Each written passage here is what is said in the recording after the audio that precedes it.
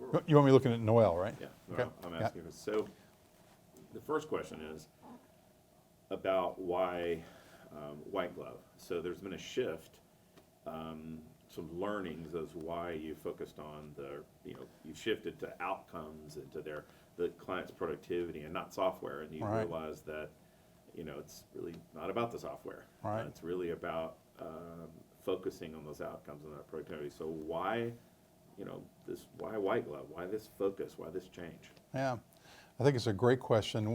We've been in the business now for about 30 years, and you start to learn some things. And one of the principles, really two principles I think we learned. One was about outcomes, and the other one was about execution. And so the first about outcomes.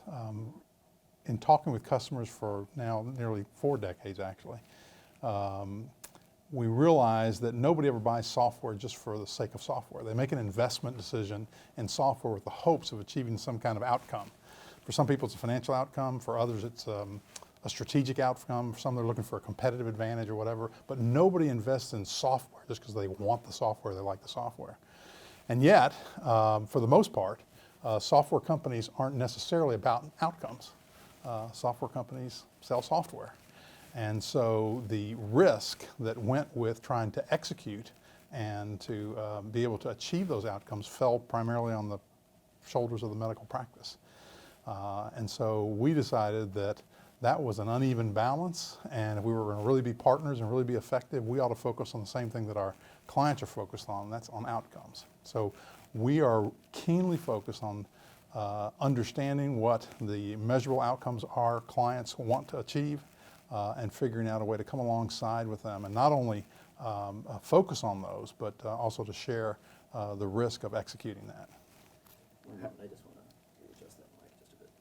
Wasn't bad, just had a little bit of scratching on the shirt there, so I'm just going to come up a bit. Oh, wow. Get your shirt out of the way.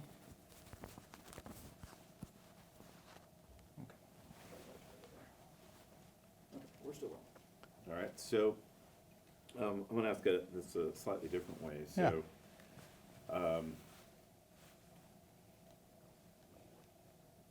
if you were to have to describe to someone who knew you before, Yep. and who knows where you're headed now, how would you quickly tell them? Look, we've had something has just sort of changed, and I don't want to do things that way anymore. Whatever it is, what is the thing that's really moved you to this white glove approach? I think really what's moved to the white glove approach is just the recognition that it's really difficult for healthcare providers out there today. There's a lot they have to focus on, and the idea of a healthcare technology company being able to come alongside with them, understand what their needs are, and help them deliver an actual outcome as opposed to just installing software. There's real value to that, and quite frankly, it fits with the culture of our company and why we get up every morning. We actually want to deliver results, verifiable results. That's a great response.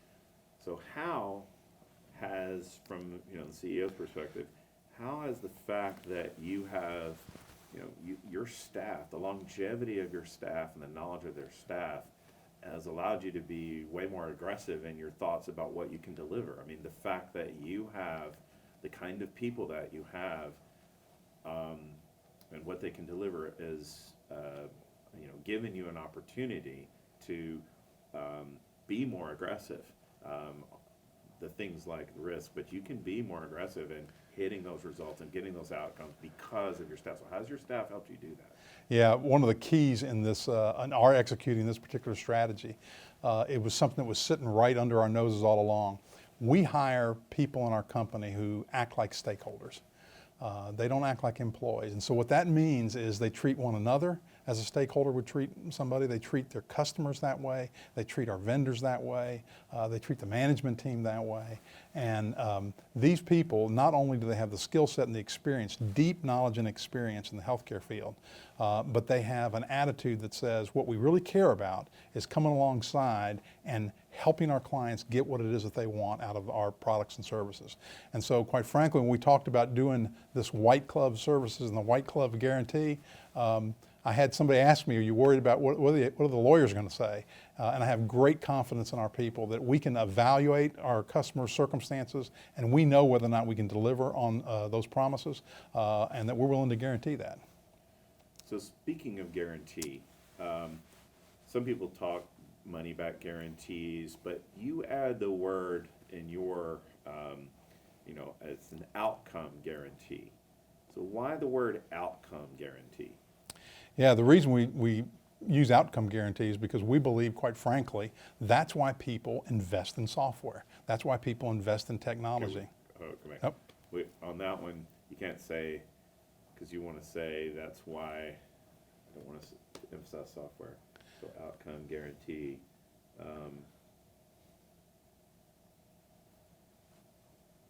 You can say the opposite. Too much emphasis has been on software. Okay, yeah, okay, I got it, So yeah. why outcome guarantee? Well, because quite frankly, so much of the emphasis in the past has been on software. And software is only a part of the solution. What we've learned over a long period of time working shoulder to shoulder with our customers is this. It's always about people, processes, and technology. If you don't get the first two right, no technology in the world is going to help you with outcomes. So we thought that given the experience of our staff, the deep knowledge that they have in this particular area, along with the software that we have developed ourselves, we could put that together and we could guarantee an outcome, which is why people buy software. Not for the software itself, they buy it for the desired outcome. So along those lines, on this outcome guarantee, if someone were to ask you, okay, so you are, you're offering this outcome guarantee. Did that come from you just decided to do that, or had you seen that in clients already where you had been focusing on this, you put in the service and you've got customers and you've consistently been able to prove it?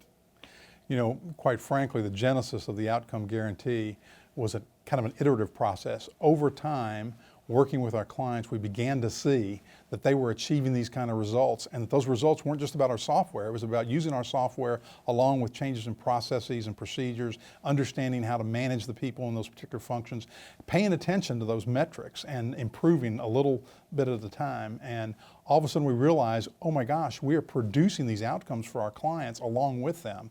And wouldn't that be something that would be very different in the software industry? Don't sell software, deliver outcomes, and then guarantee it. We thought that was unique, and we thought, quite frankly, it was time for that in the software industry. From your, on this idea of outcome guarantee, is, without putting your words in your mouth, but I'm going to give you words that your clients have said. So your clients, in interviewing them, have said, White Plume is, they do what they're gonna, they say, they do what they're gonna, they do what they said. They're proactive. They don't just, there's these two clients have said, like, one-on-one, they really care about us meeting our goals. They know what our goals are, which sounds bizarre, but they actually know what the clients know what the goals are. They understand those and are driving that. That's the thing driving the behavior. That's what your clients are saying about you. So how would you respond to that? Well, I'd say that one of the reasons we respond as we do to clients, it starts with the people that we hire. We have core values just like many companies do, but ours were respect for the individual, excellence in everything we do, and radical integrity. And here's what happened. We realized that by hiring people that really were bought into that culture and brought that culture with them to our company, that they approached customers that way. So what does that mean? It means that you have to understand what your customer is doing and how they're doing it. It means you have to understand the technical expertise necessary within healthcare to understand how to get claims paid and understand the difference in specialties and how little nuances could make a big difference. And because we really have got excellent people that I'm getting real tied up, and let's ask me again. I went down a different road. All right? Well, I'm gonna ask you. Ask it a different way. I'm asking it a different way. Your clients have said words like, proactive. They know my goals. They Right. meet with me regularly. They are obsessed. Which some have, who've been with you a while. One person who's been with you a while has seen that the surprising thing was the services weren't at implementation. They've never stopped. So how have you both adjusted to that? How did that happen? Because it's not, most companies don't do that. Why are your clients saying that? I mean, it's a unique advantage that you have. Yeah, I think one of the reasons why folks at White Plume get up in the morning is actually we really care about people. That means we care about our customers. And if you're going to care about them, you have to listen to them. And if you listen to your customers, they will tell you their problems and where the issues are that need to be solved.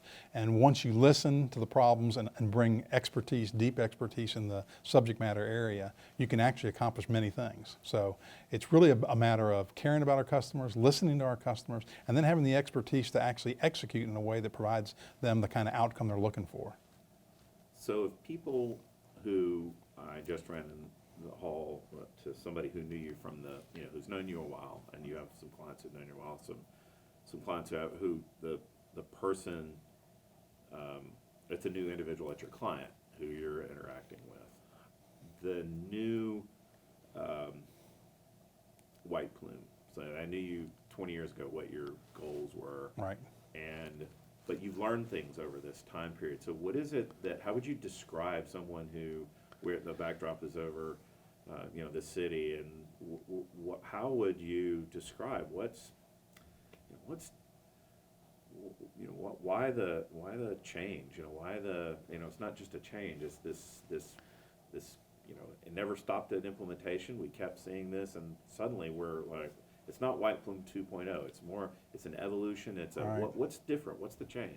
Yeah, interestingly enough, it's just a change of a matter of degrees, and it really is more of a change in our own understanding of what we've actually been doing. We started this company with the idea that we were going to actually deliver software that works. And that sounds kind of like a catchphrase, but we realized that wasn't what was happening in the healthcare area. And so that was a core foundational thing. We're going to deliver the software that works. The second thing we were going to do is we were going to under-promise and over-deliver, because in the software business, regardless of what industry you're in, there's a lot of what you might call puffery and a lot of overextension of what the capabilities are during the sales cycle, whatever. So we never did that. We just went along doing what we did. And that was understanding what the customer's problems were, delivering solutions for them, and that doesn't stop at implementation. It begins at implementation. Once you get software installed, now you have to understand how to make the software work more appropriately to provide the kind of outcomes the customer wanted given their context. How can you know a customer's context if you don't spend time with them? So that's what our people do. They're really good. They really care about their customers. They're smart. They're intelligent.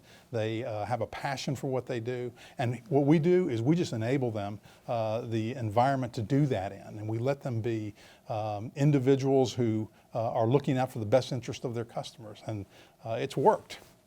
So when did you realize, when you wake up one day, when did you realize that you were a smart technology-enabled service and not a software company? When did you realize that? Noel, I have no earthly idea. It was like, and when did I realize that we were, my answer is we've been doing this all along. We just didn't know the name for it, This is what we've been doing. I'll ask it again. So let me ask it another way so you don't have to find the magical moment. Why did you decide to start, labeling yourself no longer a software company, but a smart technology-enabled service? I don't know if there was any moment where we actually clicked over to that, but we realized that what we'd been delivering all along wasn't software. What we've been delivering all along was the ability to achieve the outcome that a practice wanted. And the way we did that was with our people, understanding their processes, and delivering technology that worked. And so it was just a matter of saying, we're going to no, we're not going to. It was just a matter of us saying that this more accurately reflects what we've been doing for over 20 years. So how would you describe this new thing? Would you actually use the words on camera? Smart technology-enabled service. Oh, well, you know, it was just a realization that a better description of what we've been delivering all along is really smart-enabled technology services. Let's try it again. Yeah. Is that the right words? I can't No, remember the it's words. Smart-enabled. Smart technology-enabled. So it's a Smart technology. technology-enabled services. You know, what happened was we realized that a better description for what we've been doing for over 20 years was delivering smart technology-enabled services. We got plenty. Yeah. Perfect. If you would, yeah, we'll figure it I'll out. edit If you it would tell me what the together. answer is, I can, you know, I'm like an actor. I can, But it sounds good when it, when it comes out. yeah, when it comes out naturally. You know, if I repeat it, Right, it'll right, sound right. marketing wise. That sounded like an interview. So Yeah. that was really good. All right, You like let's go that? get Yep. Matt. All right, Matt.